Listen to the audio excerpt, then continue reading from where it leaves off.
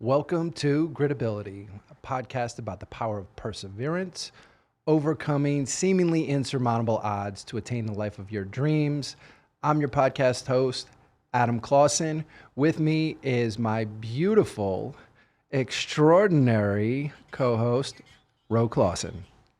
Good morning. I'm so happy to be back in the studio. I feel like we've been gone forever. We just got back from 2.5 weeks away in New Jersey visiting family, but this is like the highlight of my week. Yes, definitely excited to be here. And we started a conversation last night because today we want to talk a little bit about something that's been in the news, gained a lot of attention. It was that slap seen around the world. That's what happens, man. When you are in the public spotlight, what you do, man, hits the mainstream quick. What we're talking about is Dana White. Thoughts? Oof, so many thoughts. First of all, I feel bad for them. I feel so bad for their family. Yes, it was awful, and we'll get into that. But in the society we live in right now with cancel culture, you can't do anything wrong. Like, everybody is so perfect and they live in these glass houses. But my God, you can't sneeze the wrong way with somebody trying to cancel you. Yeah, absolutely ridiculous. The reality is, and I heard something great yesterday about people's perception is generally a reflection of what they see in themselves, right? Like, that's the first thing that we're going to notice. You can't recognize it in someone else if it's not somewhere in you, right? An emotion and an action, something along those lines. So those people that are generally the most vociferous, like they're out there, calling for somebody's head, a lot of times, they're the ones who it comes out later, like they're the ones that have some skeletons. You find that they have a track record of doing that exact thing, that they are so adamantly, fervently, like out there, calling for somebody to be canceled. Yeah. And we saw the TMZ interview before we saw the actual clip of what happened. I can show you guys a clip if you guys look up here real quick. I got it pulled up. All right. Yep. Okay, so there it is. He's holding her hands, right? And it was funny because we were talking. She smacks him first, and yeah, she got loose. He smacks her right back. Yeah, I mean, Yeah, but then, okay, watch. He gets really aggressive. yeah, and this is now. See, it's tough, right? Well, Now, can I give the background on like what we were talking that's about what I was last just going to night? ask you to do. Yeah. So when I saw this, right, I made up a whole story in my head. And I'm going to be honest, I don't know Dana White personally, right?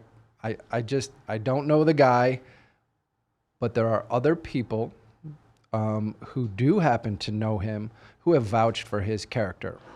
So I got to admit that weighs in a little bit.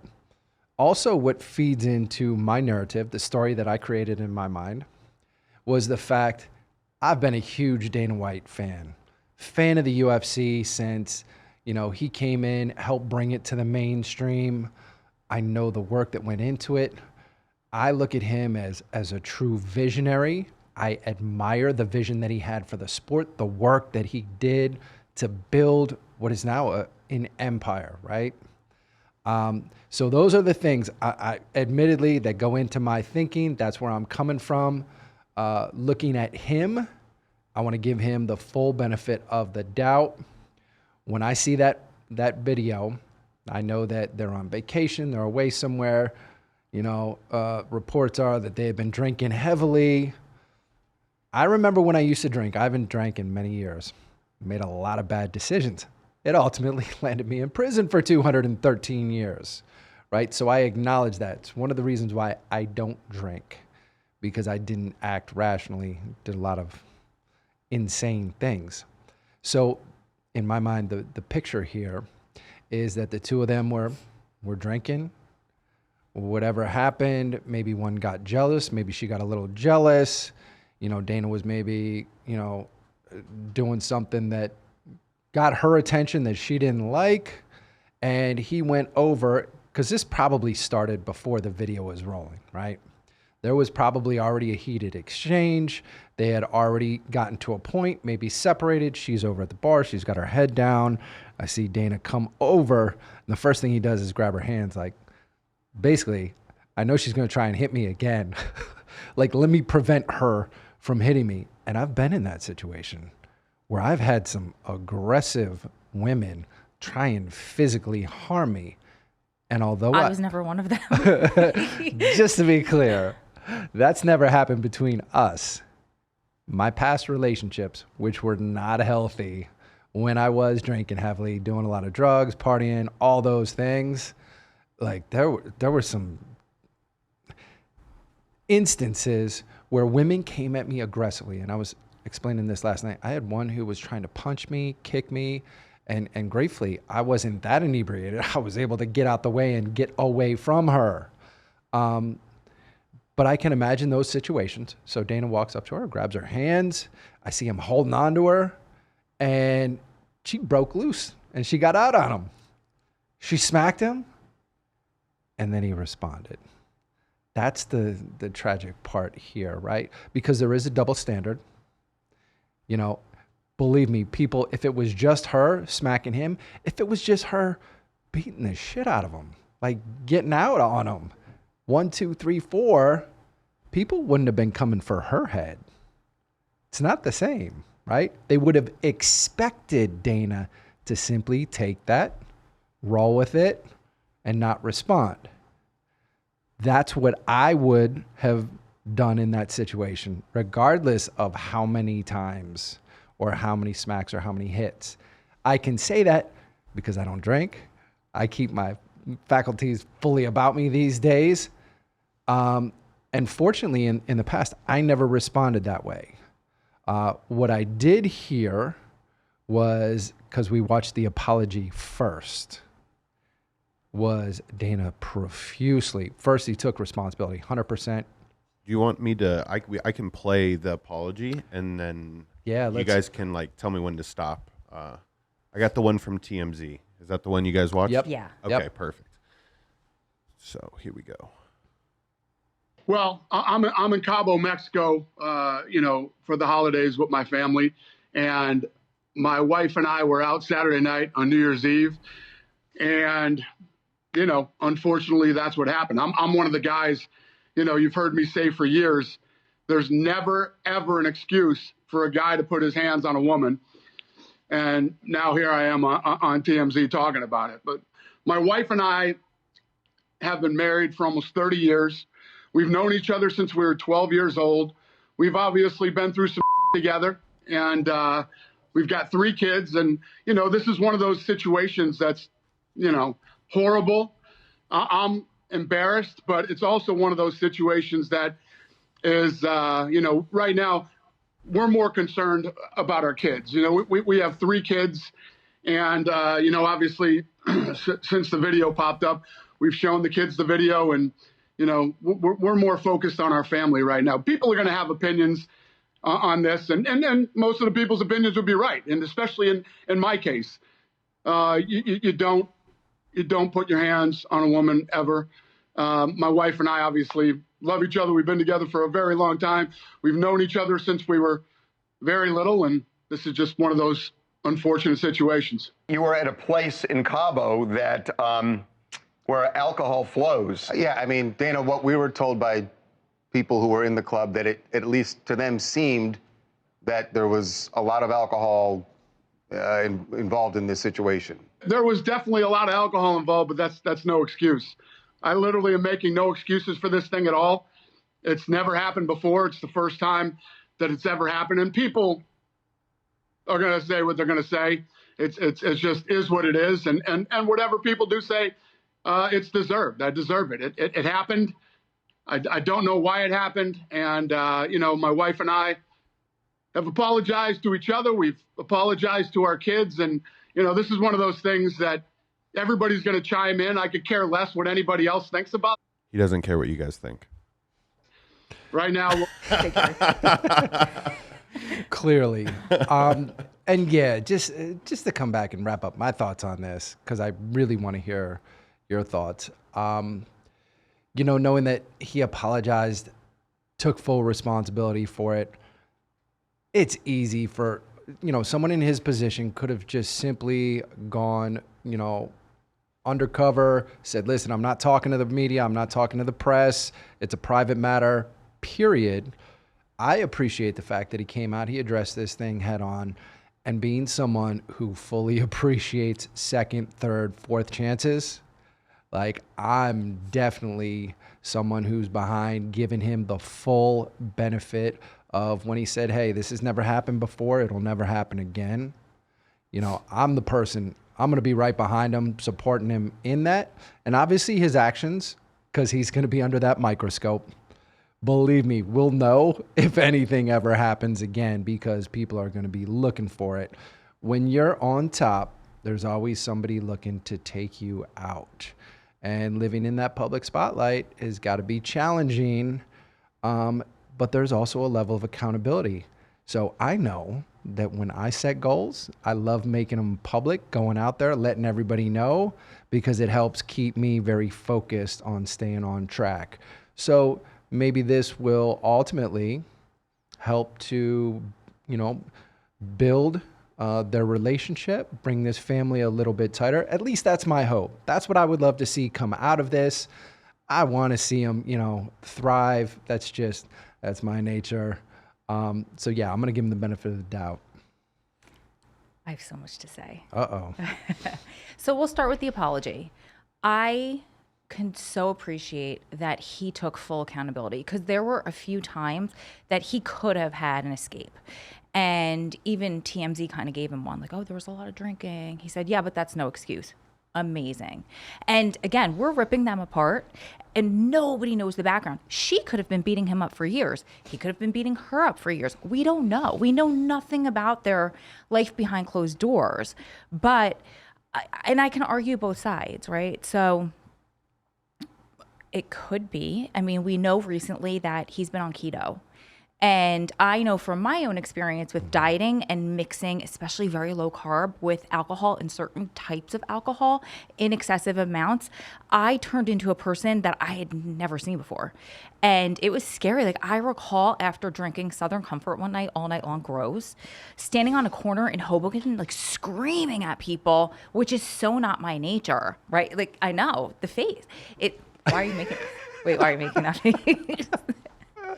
It's just not, or after tequila, right? So maybe this is the first time this has ever happened, and it's mortifying for them. And, we don't know, this could be an ongoing thing. But as far as the alcohol and low carbs, I can see it escalating to something where in hindsight, you're like, what the hell did I just do? What just happened? And from the perspective of the woman hitting him, I mean, I've seen girls who have used it as an excuse, like, well, he can't hit me back, I'm going to beat the shit out of him. That is so not right. In my own life, and maybe this is a wrong analogy, but we have an 18-month-old son who I choose, we don't hit him. I grew up with parents that did, they did that whole spare the rod, spoil the child thing. And so my first reaction initially always wants to be like, when he's really at that point, I'm like, oh, and I not that I go to hit him, but it's like, oh, I could hit him. It's my first initial reaction, but I won't. I have to restrain myself in the heat of the moment. No matter how pissed I've ever been at you, I've never, not that I'm ever pissed at you like that, but like I've never gone to that, because you have to restrain yourself. You're a grown adult, right? And I use the baby as the example because I'm double, triple his size.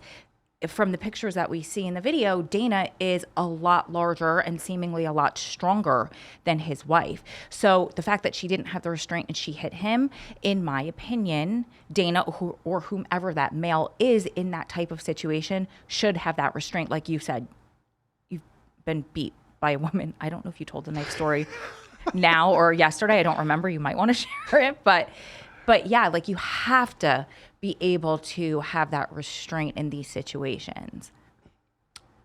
Absolutely. And I think that speaks to the fact of there's a level of maturity. As we get older, we make better decisions. But clearly, a little bit younger, alcohol clearly and other substances are going to affect your decision making, especially in a heightened emotional state. That's why dumb stuff happens when you've been drinking, when you're drunk, right? You've been out on the beach all day. Like, you just don't make good decisions. So, this situation, clearly unfortunate. As I shared, I've had a number of situations in my past. The other one that you're referring to was being chased down the street by a crazy, temporarily insane ex. Same thing. There were drugs, there were alcohol, there were things involved.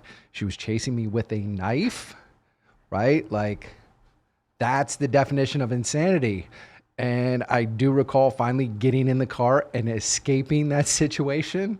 I'm like, wow, I got to start making better choices in the women that I'm choosing to date. But that came around with the entire lifestyle that I was living.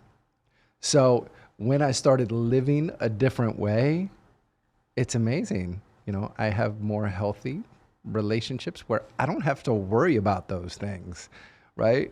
I am very, very happy with our comfortable, peaceful life and the fact that we don't argue. And, you know, frequently I hear people say, well, it's healthy to have arguments. And I want to qualify this.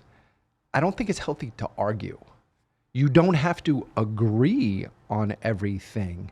And if there's a situation that you don't agree with your partner, with your spouse, man, then you communicate, you work through it, right? And there's going to be emotion involved in there, especially if it's a heavier decision or topic that you're dealing with, but it's how you respond to that. When it gets to the point like where you're yelling and screaming at each other, that's not respecting the other person, right? So despite whatever the emotion is, as you said, being able to keep that in check, that's something that you build up over time, right? You do that because it's something you do habitually. You constantly regulate your own emotions. You keep yourself in check. You don't let things bubble up to that level. And this was another conversation that you and I had yesterday, because I found myself getting to the point of frustration where I was responding maybe not how I generally respond in certain situations. And as a result, I apologize to you. I said, I've been a little bit short lately. I apologize for my frustration. Here's what I need to do to check myself. Let me get my self-talk back in place, because watch your thoughts for they become your words. Watch your words for they become your actions. Watch your actions for they become your character. And I know these things, and it's because you and I have the knowledge, have the relationship, the communication, that I'm able to check that before it gets to a point where I'm so frustrated, I'm so emotionally tense that the smallest thing comes up. Now I explode. You and I are screaming at each other. Could you imagine? Like, wow, what a terrible way to live. I lived that way once. I don't ever want to live like that again. Yeah, and we can go back to your made-up scenario of what happened between Dana and his wife, and it could have been just that, right? They could have been on the beach, like you said. Maybe she thought he was looking at a woman the wrong way, kept it inside all day, because that's as women what we do. We get insecure, we don't want to say something, right? And then a couple drinks later, or maybe a bottle of tequila later, then it bubbles up, and then maybe in the bar, oh, he's looking at this person, and you explode. And we're all human. This happens. I mean, what was it, like a month ago, where I just let a whole bunch of different things suppress, and what happens, right? All of a sudden it's gonna come tumbling over. And not that we argue like screaming at one another, but we had a heated discussion at one point. And I think I had to take steps back and go to where we were when you were in prison. And we didn't have the ability to do that. And we had to just take steps back and communicate. And I remember I used to get upset about something, right? And I would like do this long email, get it all out as if I was like verbally doing it to you. And then I would not send it. I would wait a couple minutes.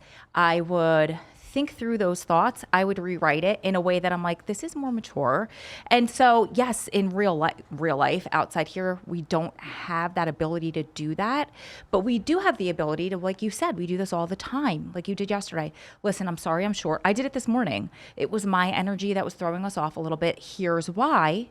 And then we just help each other through it. And that's ideally what your partner is supposed to be there. Sure. Be able to do for you. Yeah. I think we do a great job keeping each other balanced. So thank you for that. I'm grateful. Yeah, and thank you. To have that. Along those lines, as far as, man, being in the public eye, a lot of pressure, a lot of scrutiny. Not every couple or family responds the way that they did.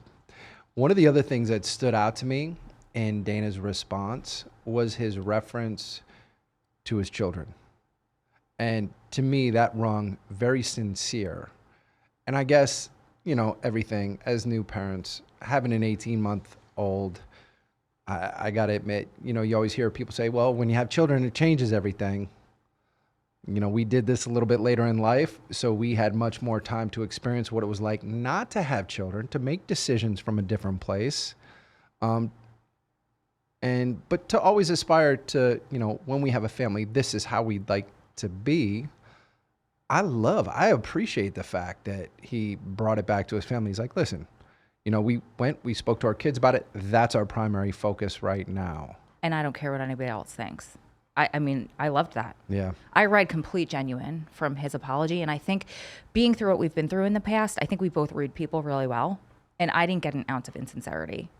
I could be wrong, but I thought it was genuine. True. And again, you know, giving him the benefit of the doubt. Yeah. And I try and make all of the decisions that I make, that I contribute to us making together from that place of thinking about our son first. How's this going to affect him? All of our goals, all of our visions, like everything is built around our family at this point. So maybe that's why I have that great appreciation for him talking from that position, because being at the stage where they are in their lives, in their relationship together as a family, they've had tremendous success, right? Like cancel culture, all of this, you could pull the plug right now. They could disappear, never be heard from again, and live very, very comfortably in complete obscurity. And I think that's what people forget. Like they could do whatever they want to do. They could go and run off in the distance, like you said, and live happily ever after, and we'll never hear from them again. Or like they're doing, that as far as we're aware of, she's choosing to stay with him despite this going into the public eye, right? So for me to say like, I boycott anything UFC related if he stays, like you're ridiculous in my opinion. And that could be your battle that you choose to fight, right? We have to pick our battles, and maybe that's your huge stance. And because of whatever trauma you have in your life, fine. For me personally, I don't think that needs to be the case, but that's me. And I would look at it from this perspective. As far as the business, like you said, canceling the UFC, I don't know where people come up with this stuff, right? That's just not a realistic response. Like to try and break a brand down because, you know, the individual who built that brand. Think of how many other people, families, entire families, generations of certain families have been impacted by the UFC and the opportunities that Dana has created for fighters. And there's a different place in my heart for fighters because I've never met someone or seen anyone in the fight game that hasn't had to overcome some incredible adversity, challenges to get to where they are. First and foremost, you don't get in that sort of sport Like, you have to learn how to challenge yourself, how to push yourself to extremes to compete at that level. And then so many fighters particularly come from backgrounds where they've had even more challenges, right? There's just incredible stories. Love the personal stories of fighters. And to know that these individuals have been given a vehicle to take that passion for what they love to do, to seize that opportunity, to put that work in, to get to a place where they can provide not just for themselves, but many of these fighters have done very, very well, better than they could have done probably in any other, avenue, opportunity that was available to them in life, right? And they've created generational wealth where their families are going to benefit generationally. Like, that can't be understated. Dana's responsible. It was his vision, right? And he didn't just have the vision.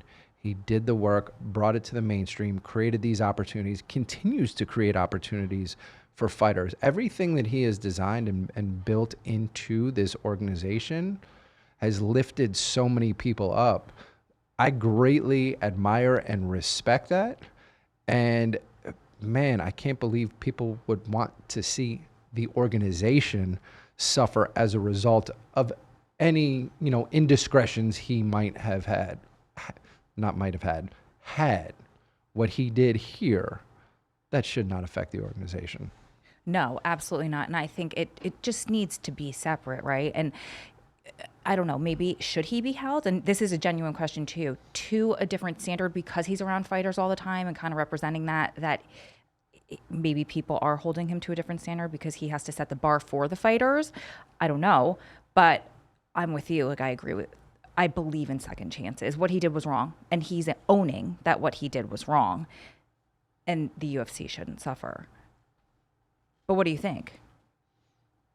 What do I think as far as what? Should he be held to a different standard? Because he's kind of... Should he be? I mean, we should hold everyone to the same high standard, but the reality is anybody that's in the public spotlight, like, they're going to be under a different level of scrutiny, and the level of success that he has had brings additional scrutiny. Like, you got people that are just going to hate, especially through social media. They're just looking for that opportunity to take a swing at somebody because, again, it's a reflection of their own insecurities. Like, why should this guy have this amazing life doing what he loves to do and I'm not happy in my life? So when they see the opportunity to try and chop someone down, they jump at it. They come, screaming for that person's head. And again, it's a reflection of some insecurity that they have or of, fear of being discovered for them having a similar past, having done something very similar. I can't tell you, and I'm going to take it back to prison, right? Because I spent way too much time in there. But the lessons that I learned in prison, living in a fishbowl, right, where I got to study human behavior very closely. And I studied, psychology, nonverbal expressions, all of these things so that I could better understand the people around me. And what I saw very, very often was that person who would come out and would try and point towards someone else. Like, hey, this guy's no good. This guy's a rat. This guy's done this. He's done that.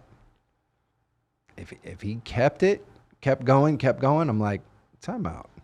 Let's have a conversation. Like, where's all this coming from? Granted, like, what he's saying might be true, but the manner in which he's bringing this forth with such vehemence generally meant there was something there that we needed to check into.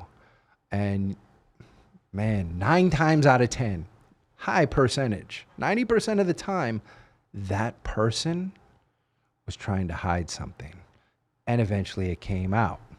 You'd be like, oh my God, that guy who was running around talking about this guy was no good, this guy was no good, was actually no good. I mean, you were privy to many of these situations, and unfortunately, when they would unfold, consequences would be pretty harsh on that person, right? Because of the attention, everything that they had done to escalate situations, very similarly. So, I don't know who those people are that are screaming, that are at the forefront asking for, Dana's head. But you might want to take a look at those people. Yeah, I'm with you on that one. And that's not even a prison thing. I think that's a human nature thing. Women coming for other women, typically, like hard like that, typically there's something in their closet. No doubt. So, what do you think? Was there anything else that you wanted to touch on as far as with Dana and his wife situation? No, I think we're both on the same page with this. It was absolutely wrong and there's no defending it, but he's owning it. And who are we to judge if we're sitting here because we were given a second chance? Like you said the other night, a third chance. So who are we to say that they don't deserve a second chance? All right. Well, I didn't know if we were going to land exactly on the same side of this. A lot of times we do. I'm grateful to hear that we are on the same page. We believe in second chances, third chances, fourth chances. I mean, it's the reason why we're here today. I was definitely given more chances than a lot of other people. So I want to give Dana and his family, just let them know, hey, we're behind you. We support you. Want to see good things. And anybody else, who's been through a similar situation, all the best to you. We're recipients of second chances, and we appreciate everyone who supported us.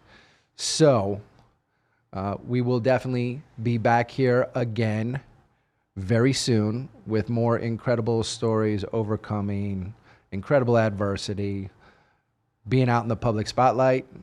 Adam Clausen, your podcast, my beautiful co-host, Ro Clausen, saying goodbye. Have a great day, guys. Have a great day.